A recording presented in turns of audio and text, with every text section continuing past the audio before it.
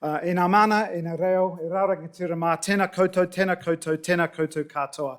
Good evening, everybody, friends, distinguished guests. A very warm welcome to you all. I'm David Cappy, and I'm the Director of the Centre for Strategic Studies here at Te Herenga Waka, Victoria University of Wellington.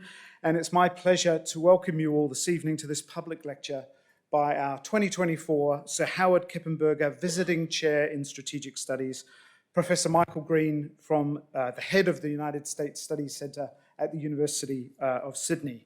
Now, people say that technology is going to steal jobs, but I have to say, the fact that that video has just relieved me of my one only important job, to tell you the health and safety instructions, I think is delightful. I'm very pleased about that, and instead I'll use the time to put in a short plug for the Centre for Strategic Studies. CSS was established 31 years ago as New Zealand's focal point for research and engagement on strategic, defence and foreign policy issues.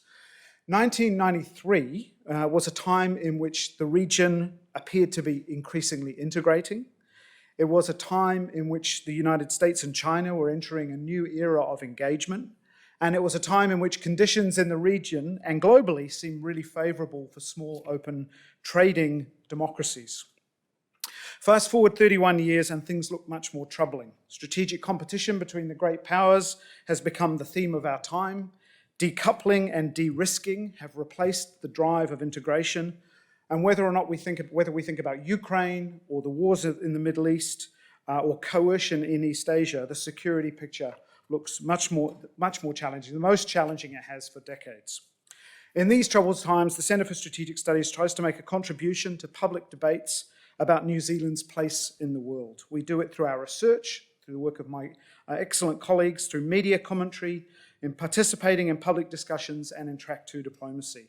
And in doing that, we're grateful always for the support of the Ministry of Foreign Affairs and Trade, of the New Zealand Defence Force and the New Zealand Ministry of Defence. And I'd like to acknowledge from the Ministry of Foreign Affairs, Deputy Secretary Deborah Giles and former Secretary of Foreign Affairs and Trade, Chris Seed, who are both with us this evening. One of the highlights of our year is, and the highlight of the year, I think, is welcoming the Sir Howard Kippenberger Visiting Chair in Strategic Studies and hosting their lecture. So without any further ado from me, it's now my pleasure to ask the university's Vice-Chancellor, Professor Nick Smith, to introduce tonight's distinguished speaker. Please welcome Vice-Chancellor Nick Smith.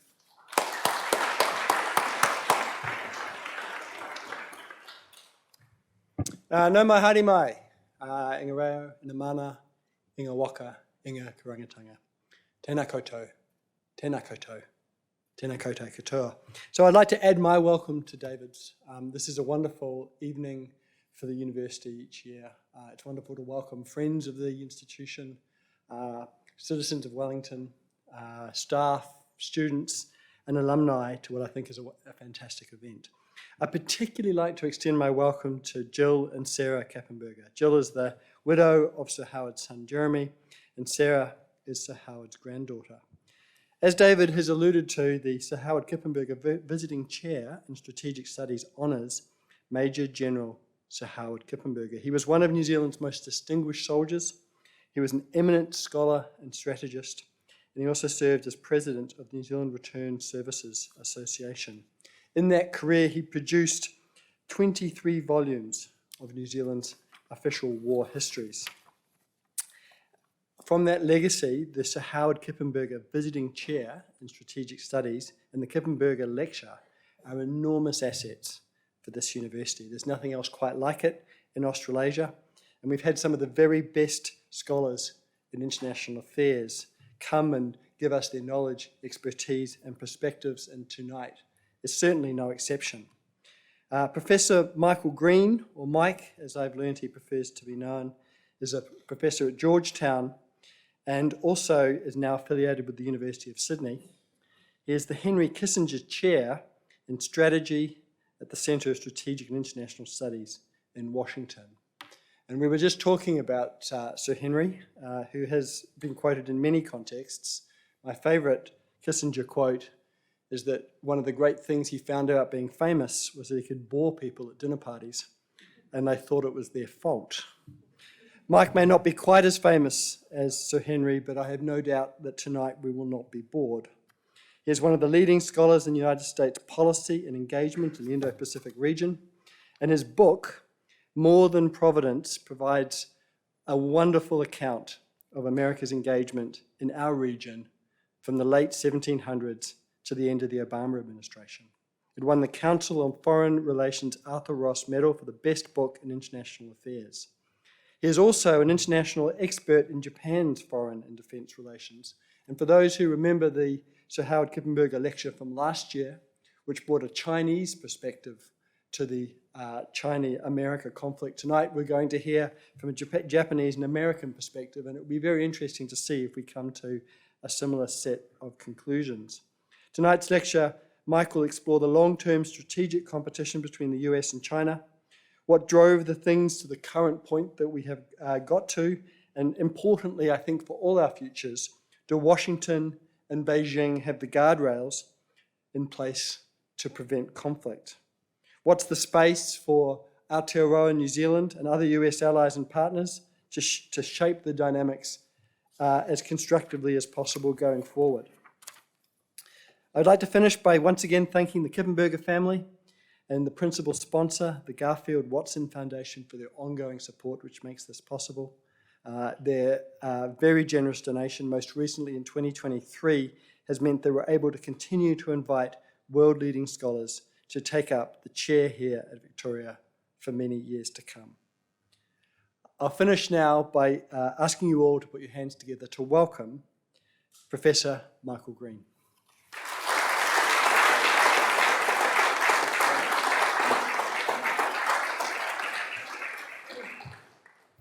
Thank you, Professor Smith. Thank you, David. It's wonderful to be here. This is a really amazing room. I've admired Professor Capey's work and followed the Center for Strategic Studies. Some of my closest friends from the US, Canada, Japan, and China have spoken in this Kippenberger series, so I'm very proud to join them and delighted to meet Jill and Sarah. General Kippenberger was a scholar practitioner, which I have aspired to be throughout my whole career. It's also wonderful for me to be back in New Zealand because my wife and I honeymooned here.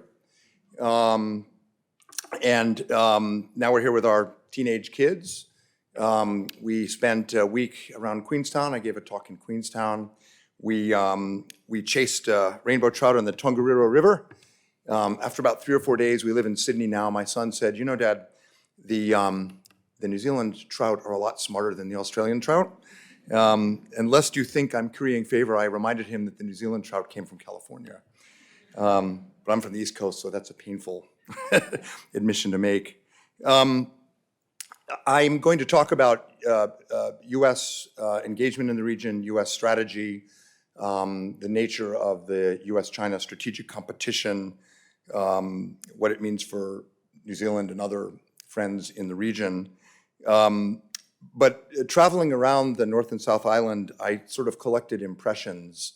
I fancy myself a bit like Mark Twain, who famously traveled here in 1895 until I read that Twain was broke, had writer's block, and was cranky throughout the whole visit. So David can tell you during the reception whether that's accurate or not, but I don't think I've been broke, cranky, or had writer's block.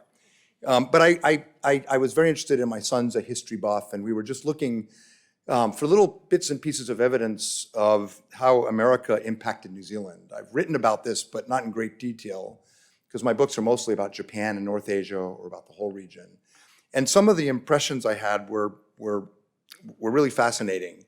In the North Island, we went to Maui fortresses, read about the wars, and read about the USS St. Louis, the sloop of war that in 1845 evacuated citizens at the Battle of Kororaraka, saved them together with other US whaling ships, and then read about suspicions that the American Consul General had been encouraging resistance to British rule because the whalers had been happier when New Zealand was not a colony. We read about the Great White Fleet, Theodore Roosevelt's Great White Fleet arriving in Auckland in 1908.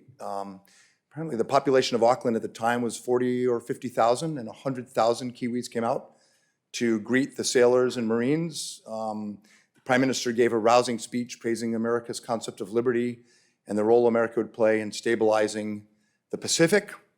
Meanwhile, on board the flagship, a U.S. Marine major was sketching pictures of the harbor to plan attack should we ever go to war with Britain. If it's any consolation, at the same time, the U.S. Army was touring Toronto and Montreal and planning their attack. Because in 1908, war with Britain was conceivable and terrifying for the U.S. Navy because it would have been a two-ocean war. Couldn't attack London. We might be able to attack Auckland. We toured just north of here the famous encampment of the 1st and 2nd Marine Division. My wife's grandfather would have been there. He was a Marine pilot in the Pacific. And again, the enormous relief when the 1st Marine Division landed before going to Guadalcanal, because New Zealand was almost completely undefended against an expanding Japan. But then when you read the history of the experience, historians say it transformed New Zealand society, not always for the good. Thucydides famously wrote in the Peloponnesian Wars, and international relations theory students will probably study this, but in international relations, the smaller partner always has a real dilemma with the bigger partner. On the one hand, if you grow too close, you risk entrapment in conflicts, wars that the bigger power gets you in that you don't want. On the other hand, if you try too hard to emphasize sovereignty and distance, you end up risking abandonment. And you can see little traces of entrapment and abandonment throughout this sort of impressionistic Mark Twain type tour I was taking. Of course, 1985 and the break of ANZUS, the Iraq War, there are lots of examples. And now today, I was interviewed on NZ TV today. The big question is, what will US-China strategic competition do to New Zealand? So I want to try to shed some light on that. All too often, the US is presented like the weather. There are no exogenous factors. There's not much you can do. So just get an umbrella or get your sunblock and prepare for what it comes. But of course, the US is an extremely complicated country, as many of you would know, and US strategy throughout the history of the Republic and engagement with China today has multiple facets, multiple things shaping it. And I'll end the talk by trying to convince you that even New Zealand has some agency in shaping how the US approaches China and the region. And that's because the American system learns. The quote is attributed to Winston Churchill. It wasn't actually Churchill, but we'll say for now it was Churchill, who said, you can always count on the Americans to do all the wrong thing before they eventually do the right thing. The US is, as Madeleine Albright put it, still the indispensable power for all the flaws. And living in Sydney and traveling throughout Asia, you see that as an American clearly. And the reason is pretty clear, and my favorite anecdote to capture it is from the 1980s. In the Reagan administration, the Lange government had trouble with the Reagan administration, but so did many Western European governments because of INF, Intermediate Nuclear Forces, and competition with the Soviet Union. And in one meeting before the NATO Foreign Ministers Summit, the Europeans all met to get ready to meet with Secretary George Shultz, I think it was. And they were all whinging about the Americans and all complaining about Reagan and all complaining about unilateralism and all the rest of it. And then the British Foreign Secretary reportedly stood up and said, yes, the Americans are all the things you say they are. They're also the only Americans we have.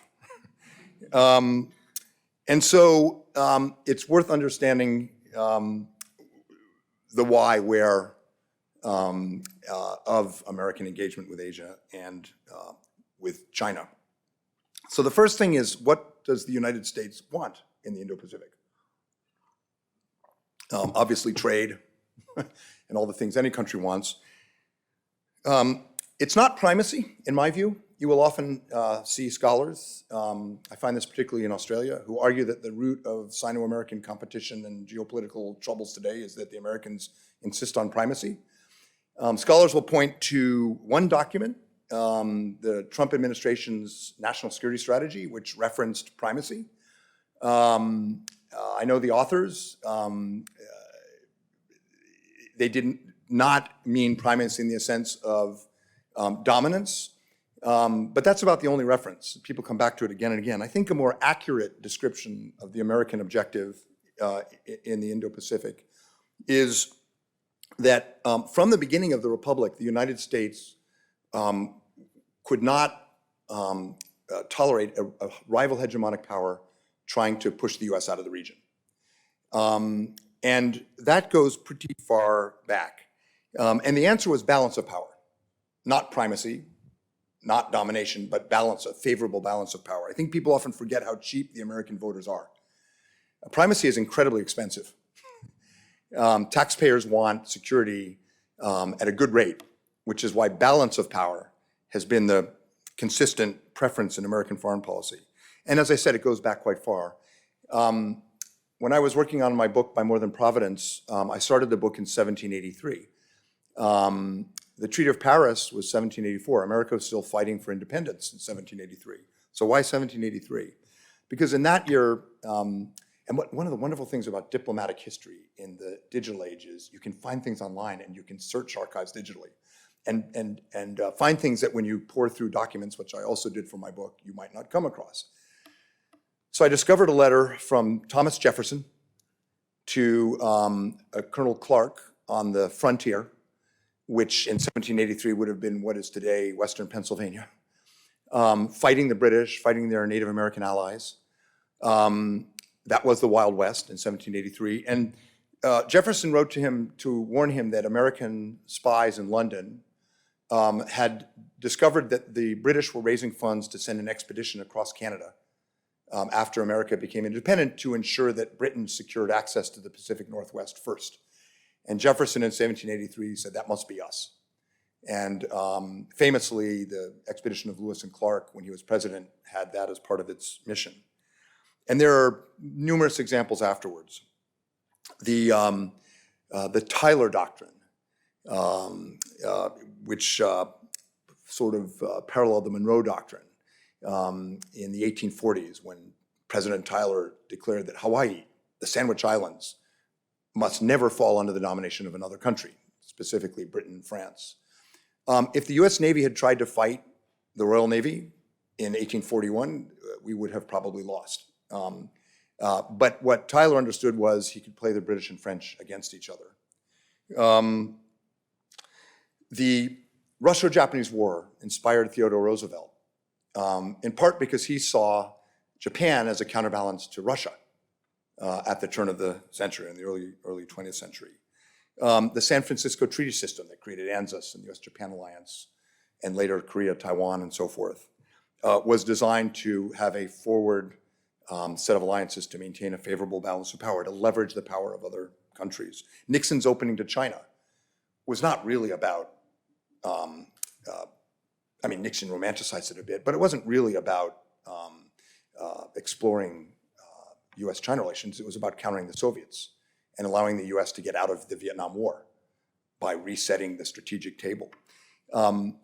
I worked in the Pentagon in the mid-90s. I did my PhD on Japan's post-war foreign and defense policies, and was brought out of university into the Pentagon to help in the Clinton administration to rejuvenate the US-Japan alliance after the Cold War, because of concern about how China was using its growing power around Taiwan. I was hired into the Bush White House, but offered the same job by Al Gore's campaign to manage alliances with the same intent. Ended up working on India.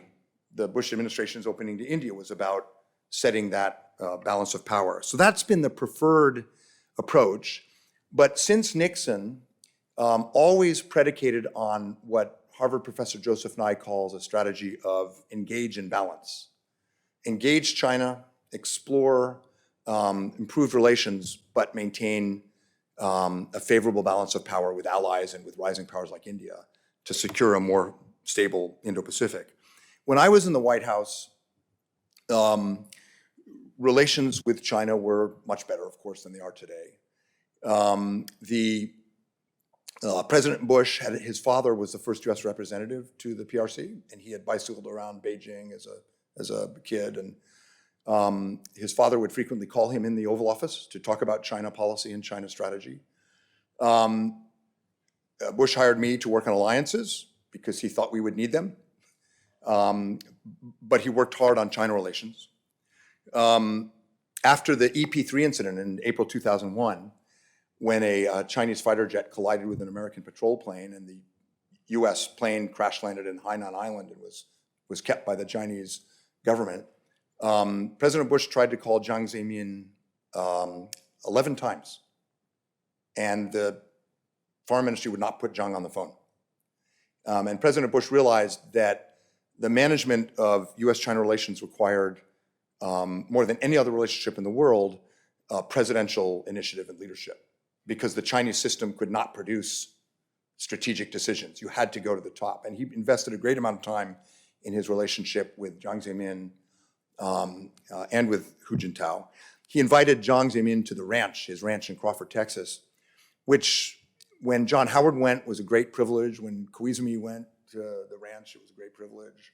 Actually, Koizumi wanted to go to Graceland to the Japanese Prime Minister to look at his idol, Elvis Presley's birthplace and homeland or whatever.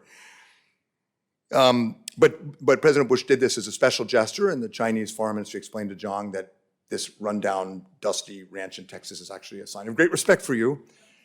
And President Bush was able to talk to Jiang Zemin about almost anything.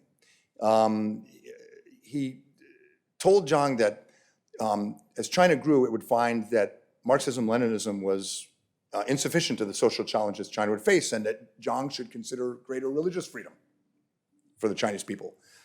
Jiang Zemin listened. He came back to the next summit. He was an engineer, of course, and he said to President Bush, you know, I studied the Bible after we talked, and I just don't think it's plausible. But he did at least engage in the conversation. When President Bush got reelected, he sent me to Beijing with a letter to President Hu Jintao. The letter listed issues that he wanted to work on with China regarding North Korea, for example, in particular North Korea, but also said in his second term he wanted to work with Hu Jintao to bring US-China relations to the next level. It was a positive vision. And Hu Jintao had a positive vision. I delivered the letter to the foreign minister because, as many of you would know, the Chinese foreign ministry is particularly inflexible about protocol.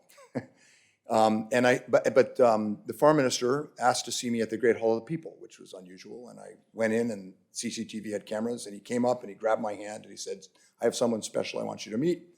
If you've been to the Great Hall of the People, it's massive.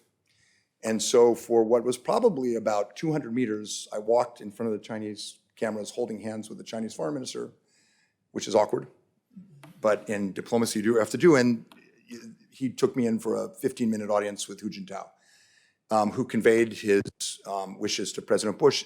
That was the level at which China's leaders thought they needed a good relationship with the American president. Hu Jintao went out of his way to avoid provocative statements. The theory at the time advanced by some Chinese scholars was about China's peaceful rise. Hu Jintao changed that to China's peaceful development. He, in his summits with President Bush, always opened by all the challenges he faced at home. 25 million people moving to the city from the country every year looking for work. And he wanted to convince and reassure the President of the United States that while we had problems, North Korea, Taiwan, human rights, religious freedom, China was not in the business of challenging the international system. On the specifics, disagreeing but not challenging. That changed, of course, significantly with Xi Jinping. It's a long list. I'll spare you.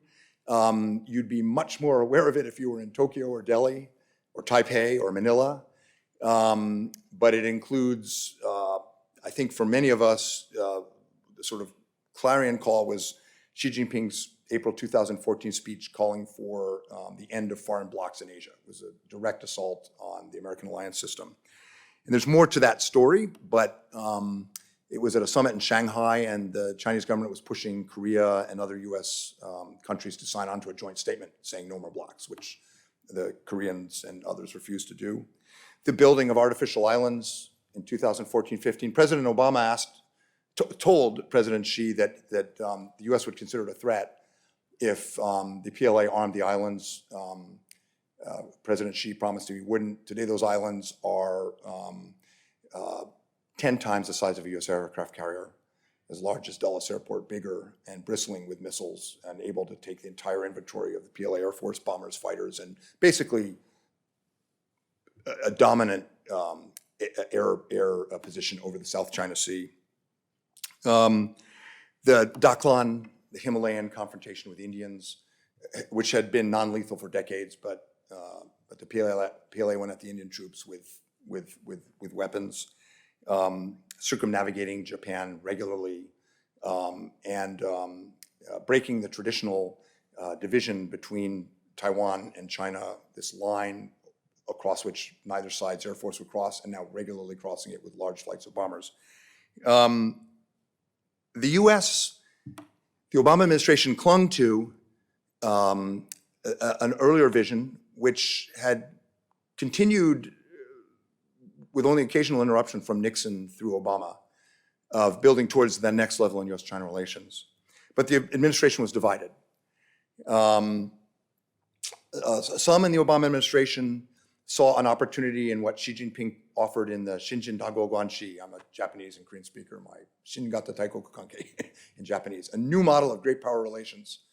Xi and his new Daguo, great power. Some people in the Obama administration said this might be a way to stabilize things after all of this turmoil. Others strongly opposed it because the Daguo, the great power, included the US, China, Russia, but not Japan or India or other US allies and partners. President Obama himself never embraced the concept. But the American public was also somewhat divided. In 2013, the Chicago Council on Global Affairs asked the American public, is our future in Asia better served by focusing on China or focusing on Japan, Australia, and traditional democracies? And it was a very close and divided American public.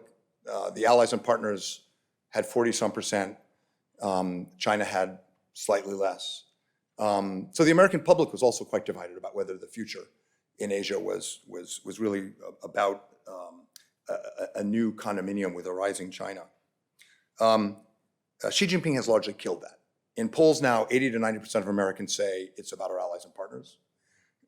Support for alliances in the US has not been this high in many, many decades. Interestingly, when Americans are asked in polls we do at my center, why do you support the alliance network we have? One of the leading answers now, for the first time, is because our allies make us more secure. There's a sense in the American public that the US is actually dependent on our allies. I'm sure we'll talk about AUKUS, the agreement among the US, Australia, and the UK on submarines and advanced technology. To me, as a historian of American foreign policy, the most remarkable part of that is that the US and the US Congress agreed to transfer one of the most sensitive US military technologies. We've only ever transferred nuclear propulsion before once, and that was to the Royal Navy in 1957. But by very wide margins in the Congress, they passed this legislation, allowing not only the transfer of nuclear propulsion technology, but waiving ITAR and other restrictions on Australia. And that's because of the politics. People in the US sense we really need our allies. The Biden administration has chalked up some big wins on allies. AUKUS, which would not have happened 4 or 5 years ago. The US, Japan, Australia trilateral relationship, which when Prime Minister Kishida was in Washington, went to an entirely new level with agreements on cooperating on missile defense, and Japan being the first country beyond the US, Australia, and the UK to be associated with and participate in AUKUS Pillar 2. The US, Japan, Philippines trilateral summit. US, Japan, Korea. I've worked on that since I was in the Pentagon in the 90s. Very hard because of Japan-Korea relations. But the summit held by President Yoon, Prime Minister Kishida, and President Biden at Camp David was very significant.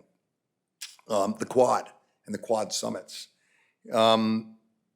Very significant. The Biden administration is doing things with allies and partners that the Bush or Obama administrations did maybe once a year. The Biden administration is doing them once a month. Why? Well, I think President Biden gets some credit. But I often say the gold medal for this goes to Xi Jinping. I do not think, and I'm told by my Australian colleagues, that the Australian political system would not have accepted nuclear-powered submarines 5 or 10 years ago, just as the American system would not have accepted transferring that technology. They do now. But if the gold medal goes to Xi Jinping, the silver medal at least has to go to Japan and Abe Shinzo. Because it's Abe who constructed a framework for competing with China without catastrophe. I've also written a book on Abe's grand strategy called Line of Advantage. But Abe introduced into the lexicon many, in fact, most of the key pillars of not only Biden's foreign policy towards Asia, but also Trump's. And one thing I hope you'll take away from this is how much agency Japan has in Washington, how influential Japan in particular is on American strategy. The free and open Indo-Pacific strategy, which is Abe's construct for working with New Zealand, with Australia, with India, investing in infrastructure and financing, helping Asian countries become more resilient. This free and open Indo-Pacific was an Abe construct. Early in the Trump administration, a classmate of mine from Johns Hopkins, who was the policy planning chief in the Japanese Foreign Ministry, came to Washington, and he met with his new counterpart in the new Trump administration. This American said, you know, Secretary of State Rex Tillerson has to give a speech at CSIS next month about our Asia strategy, and Donald Trump doesn't have one. And so Suzuki-san from the Gaimusho, the Foreign Ministry, said, well, actually, I'm here to brief you on ours. It's called a free and open Indo-Pacific strategy. We're going to invest in diplomatic relations across Asia.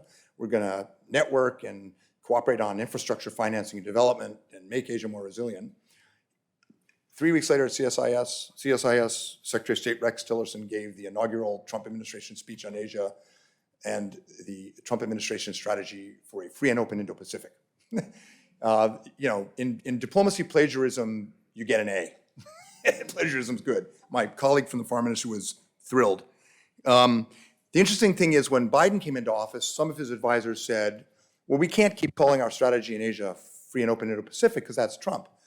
And then someone pointed out, no, it's Japan. And Biden said, well, then we're going to keep it. First person he met was then Prime Minister Suga.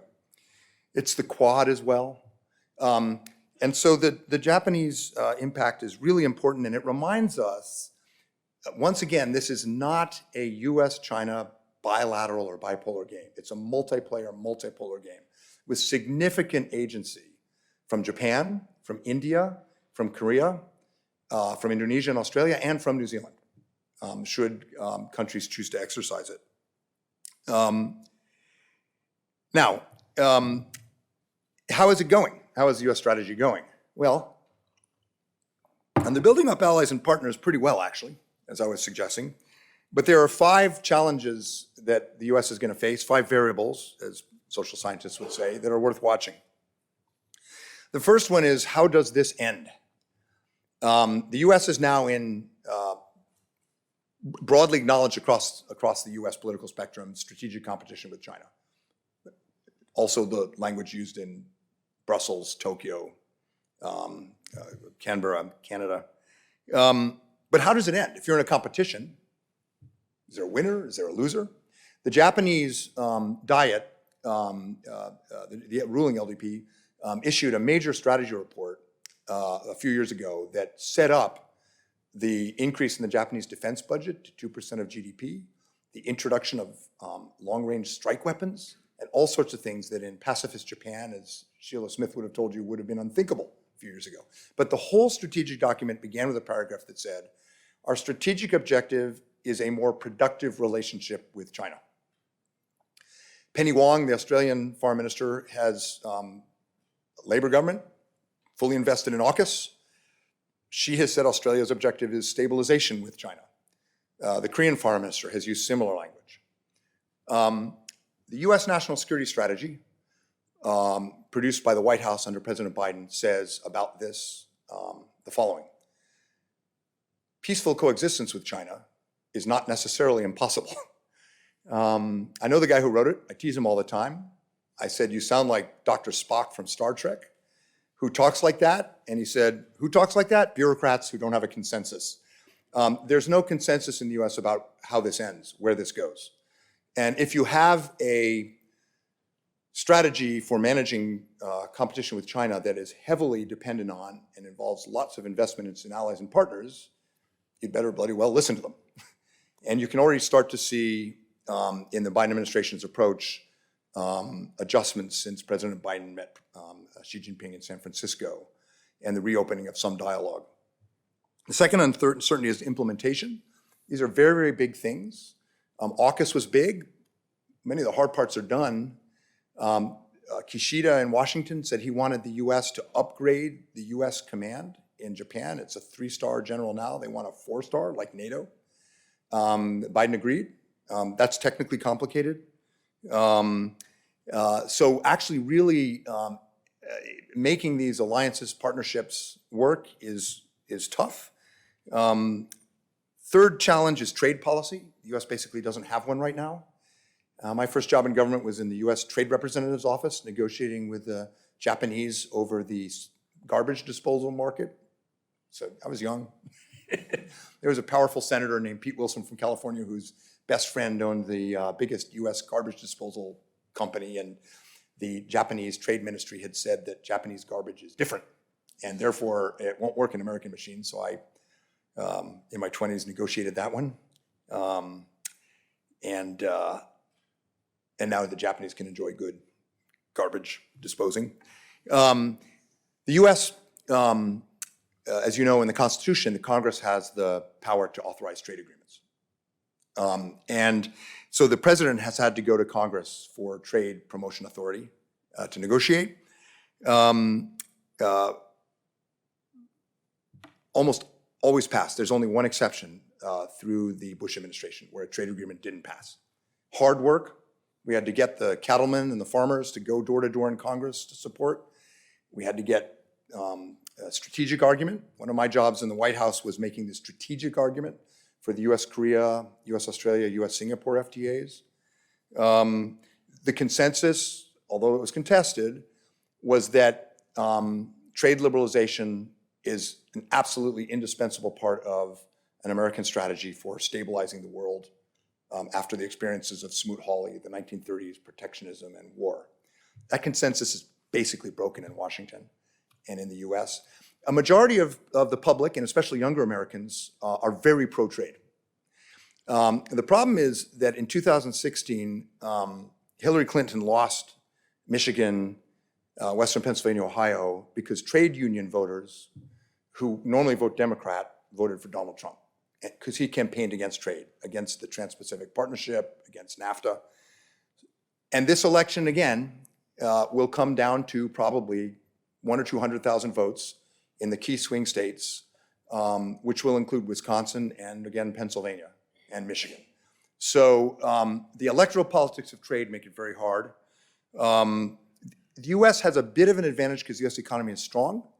The CHIPS Act, the Inflation Reduction Act, subsidies are drawing huge investments into the US. Every major chip manufacturer in the world is building a plant in the US right now. So in some ways, American economic statecraft is working, but in other ways, it's offering very little to the region. That's a problem. Fourth problem is the Global South, which I think is a term we can use. The Indians prefer the Global South. And that's a very complicated picture. The Institute for Southeast Asian Studies survey that came out recently in Singapore showed a marked decline in favorability towards the US, probably because of Gaza, perhaps also Ukraine. It's going to be extremely challenging to compete in the Global South. The disinformation environment, corruption and elite capture, post-colonial resentments, all these things make it a tough operating environment for OECD countries.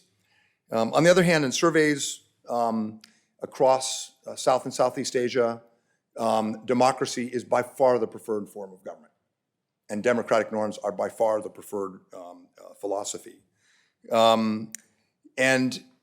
This is not a competition that's just involving the US or Australia. It involves India and Japan and the Philippines. But that's a challenge, and people in Washington worry a lot about that. And then finally, the big one, and I'll end with this to ruin your evening, the election in 2024 and Donald Trump. Donald Trump is the most divisive president in my memory, probably in history. He's more enamored of dictators than any president in American history, particularly Putin. He's not someone you would want at the podium in a crisis because you don't know what he'll say. But when a German politician after the Munich Security Summit recently told the press that Europe will now face two authoritarian states and rivals, Russia and the US, that was ridiculous. Mark Twain, who after hearing the music of Richard Wagner was asked what he thought, said, "It's not as bad as it sounds." Looking at the first Trump administration, I think a second Trump administration, should it happen, will sound bad, but it will not be as bad as it sounds. There's a lot of catastrophizing about this around the world. And there are a couple of reasons why. First, the American federal system has checks and balances that for people coming up in a Westminster unitary system seem odd. But the system was designed by the founding fathers to prevent a king from ever coming back. And that's coming in very handy. For example, when Donald Trump in 2018 mused in a press conference next to Kim Jong-un about pulling all US troops out of Korea, perennial for him, Republicans in Congress quietly passed legislation saying the President of the United States cannot remove any troops without congressional approval. Passed by very, very broad support, was introduced by Republicans who were publicly supporting Trump. The Congress controls the purse strings. The Senate controls confirmation. So the checks and balances will be significant, and support for engagement in this part of the world is very broad. You'll hear a lot about the America First movement, which is the Trump circle's isolationist framing. It's taken from the America First movement before World War II, when Lindbergh and others argued the US should not be supporting Britain and France in the war against Germany. There were a lot of reasons for it. The Great Depression, Irish Americans, German Americans, some soft support for fascism as conservatives opposed Franklin Delano Roosevelt's New Society. But the interesting thing many people miss is that the America First movement was also an Asia First movement. In Gallup polling in 1940, Americans were asked, should we go into the war to help Britain and France survive? And 2/3 of Americans said no. But further down, Gallup asked, should we confront Japan and China, even if it risks war with Japan? And 2/3 of Americans said yes. When NATO was being debated and the America First movement post-war variation was opposing NATO, they were arguing that we needed to go hard against communist China and Asia.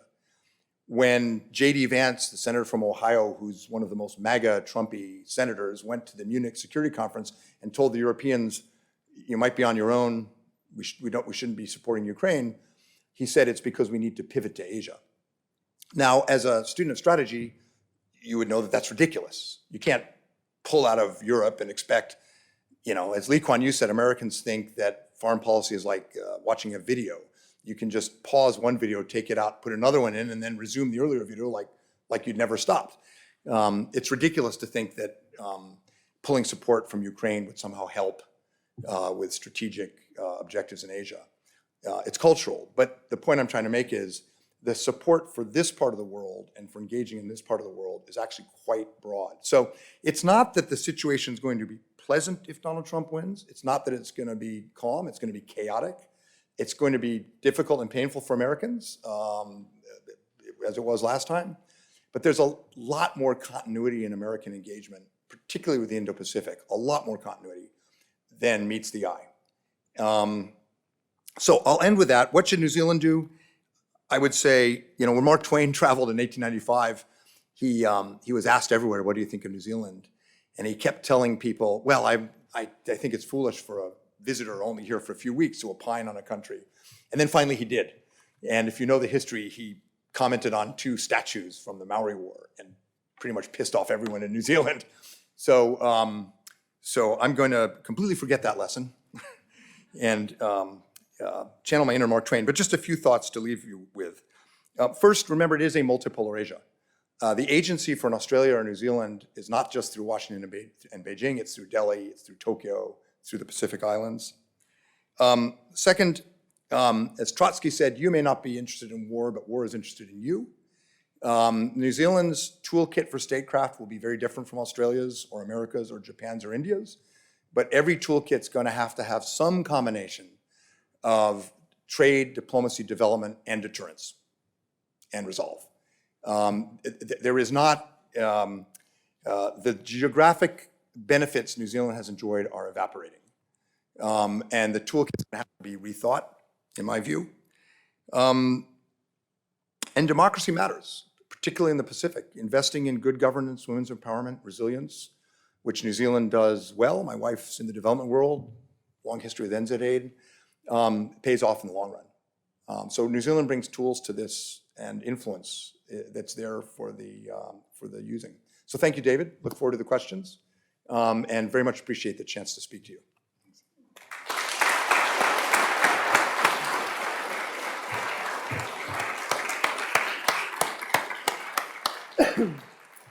Thanks very much, Mike, for a tremendously stimulating and time-sobering and perhaps in your analysis of a would-be second Trump administration, slightly more comforting analysis. It's the best I can do. The best you can do.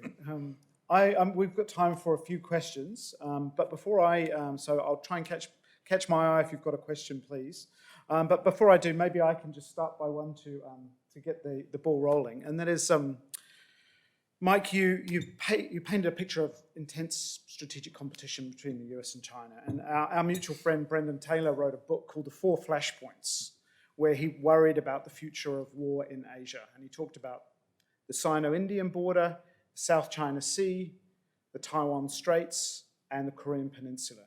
When you think about those 4 flashpoints, or maybe some other nightmare that hasn't crossed my mind, what's the one that keeps you up at night? And what do you think can be done to try and manage those crises, potential crises? Well, it's a smorgasbord of potential crises in this region right now. I worry a lot about North Korea, which is developing nuclear weapons and ballistic missiles right now. With impunity, the Ukraine war, the strategic competition with China has opened up freedom of action for Pyongyang. I was involved in the 6-party talks.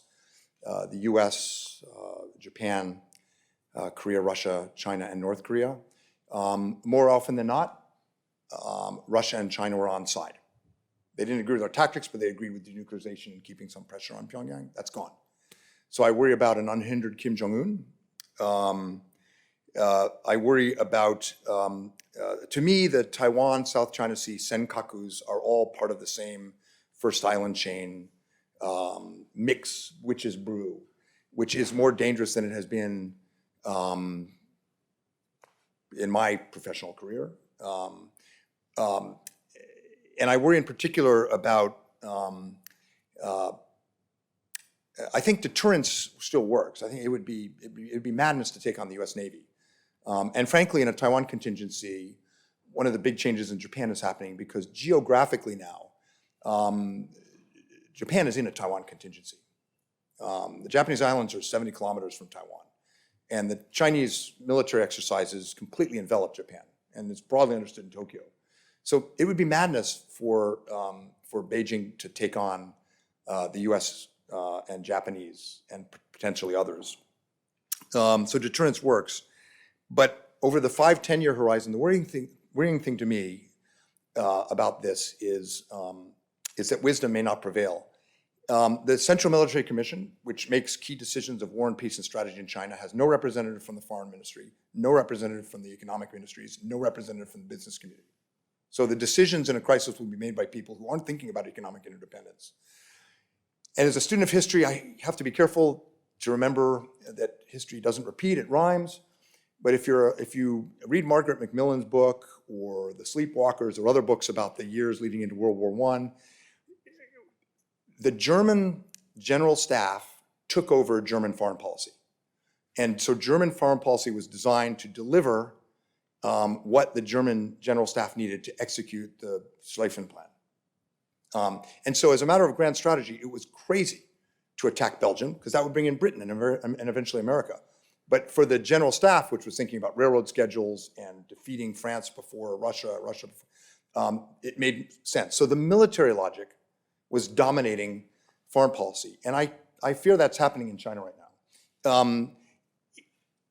An earlier Chinese government, a Chinese system that was listening to scholars like Wang Jise, Zhu Fang, would not be pursuing this grand strategy. Because the strategy is creating the Quad, creating AUKUS, creating, even the Japanese and Koreans are getting along. That's not smart grand strategy. It's useful, frankly, for US diplomacy. It makes the job easier. But it is worrisome about the lack of feedback and consideration of the consequences. But that's also an opportunity for diplomacy. That's why dialogue is important. That's why what you do, 1.5 track, is incredibly important. Thanks, Mike. Up there, Manjeet. Thank you. Manjeet Pardesi, I'm one of David's colleagues here at the center. Thank you for a wonderful and very comprehensive, historically in-depth talk. I guess my question to you is to do with the broad framing that you had. And you mentioned that America's strategy is not about primacy, but about balance. And I was wondering if you could explain that a little bit, because China's power is rising. China may not be growing at 10% anymore, maybe 5%. But I guess the power target is a constantly moving one. So in such a dynamic configuration, how does one actually create and maintain balance? So if you could share your thoughts on that, thank you. It's a really interesting question, and would make a great exam question, by the way, because I certainly don't have the answer, but maybe some second-year student in your class will. How you measure power is incredibly difficult. Beijing is measuring power differently than how the US measures power right now, in many respects. So the US is measuring power in terms of what scholars call external balancing, alignment. And the US is doing extremely well on alignment right now. I didn't mention Europe, but the European position is changing significantly.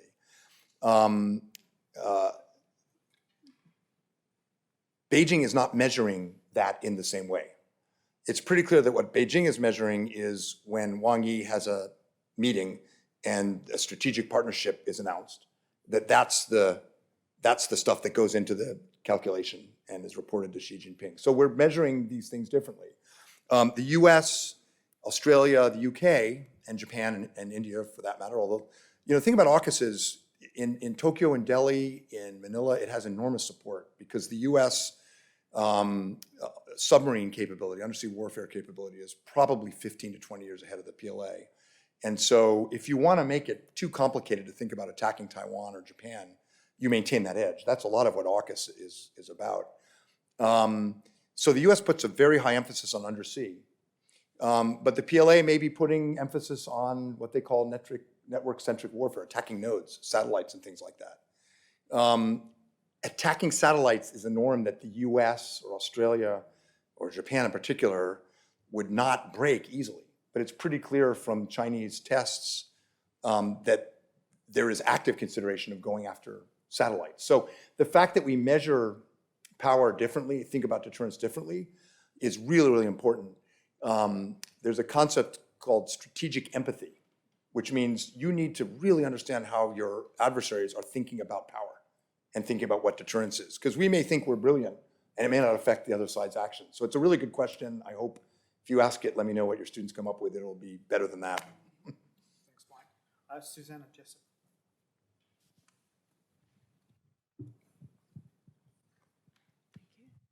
Yeah, thanks so much, Mike, for that superb set of remarks. Thank you so much. My question is about India and whether the partnership that the US is developing with India is an enduring one, or whether it's an interest-based alliance that is suiting the here and now.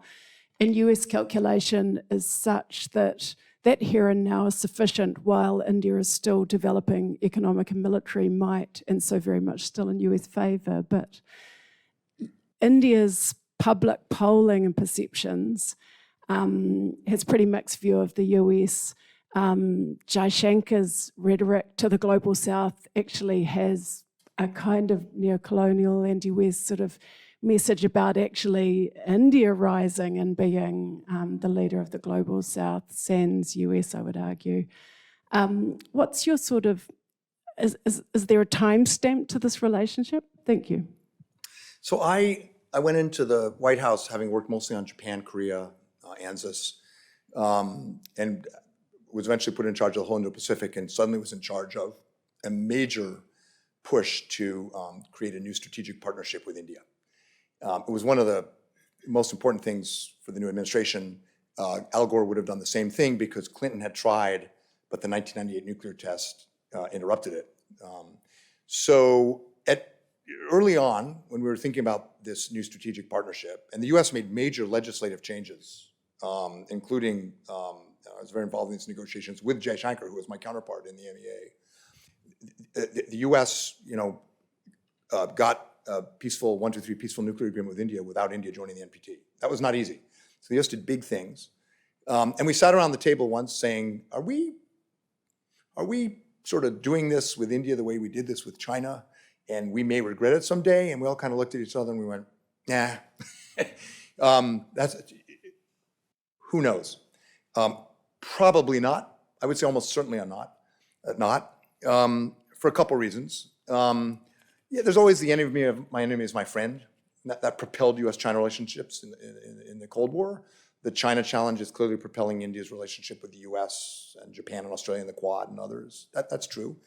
But I think there's a more fundamental decision that's been made since Vajpayee, Manmohan Singh, that in order to compete with China economically, India needs to be more closely aligned with the leading economic democracies for quite self-interested reasons.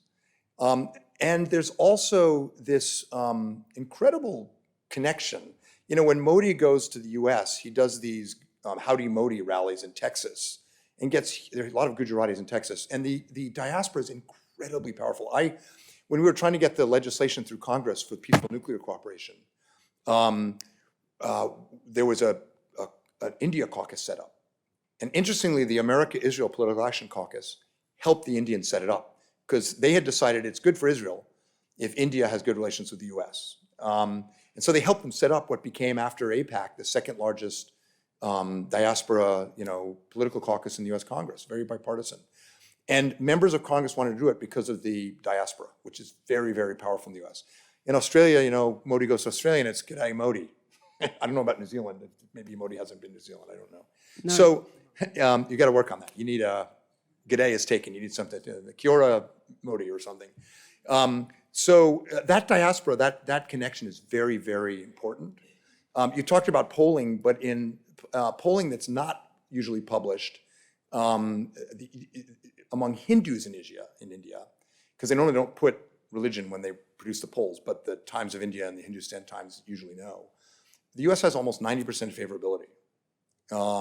So I think there's a lot more to it, but I remember, I used to not tell the story, but I think it's okay now. We had a meeting with a very senior Chinese official in 2005 after we'd begun this new strategic partnership with India. And this Chinese official said, we've studied the US-India relationship and we've concluded that no matter what China does, the forces of history will push India and the United States closer and closer. And then he hesitated and he said, but it's India, so you will be very frustrated. And the most recent example is the Washington Post headline today, detailing the research and analysis wing, the intel services plots to assassinate American citizens of Sikh descent, the way they killed a Canadian. That is not good, as they say in political science. And yet, I think the relationship is going to keep moving forward. Yeah, I think it is. Well, I would pushing our luck with time, but no. We certainly have one more time for this question, and that's from Simon Murdoch. Just quickly, Mike, no limits partnership, Russia, China. What's the significance of it? You need to ask the gentleman next to you. Gosh, I mean, my own view is that if Li Keqiang had become leader of China, you would not be seeing the same thing. My own view is it's very particular to Xi Jinping. And Xi's own lived experience in the Cultural Revolution. Most of his generation came out of the Cultural Revolution despising Maoism and mass, revolution and chaos. Xi came out of it despising ever losing power. I don't think most China scholars caught that, including scholars in China.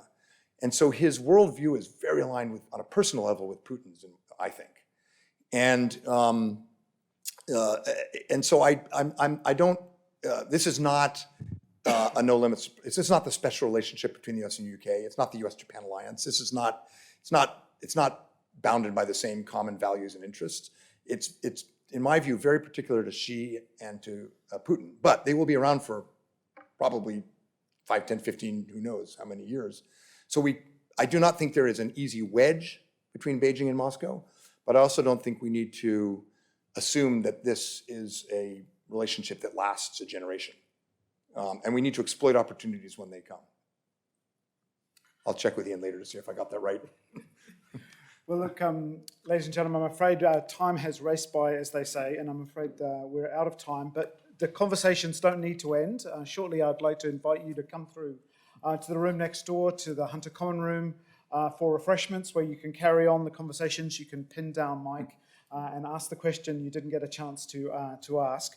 But before I do, can I just once again thank a few people? Can I thank the generous funders of the Sir Howard Kippenberger Visiting Chair in Strategic Studies, the Garfield Weston Foundation, and the Kippenberger family for their generous and much valued support over the last few years. I'd like to thank Jonette Kreisel, Mengdi Zhang, Henry Beckford, Teresa Durham, and Corinne Barnard for all the work they've done on Mike's program while he's been here. And finally, and most importantly, I'd like to thank Mike Green for agreeing to be our 13th Sir Howard Kippenberger Chair, for coming to New Zealand, taking on a heroic schedule of trout battling and TV interviews and public addresses. It's been wonderful having you here, Mike, and thank you so much for a stimulating, sobering, but also, I think, encouraging, some elements of encouragement to address this evening. Ladies and gentlemen, would you please join me in thanking Professor Mike Green. Thank you. Thanks, David.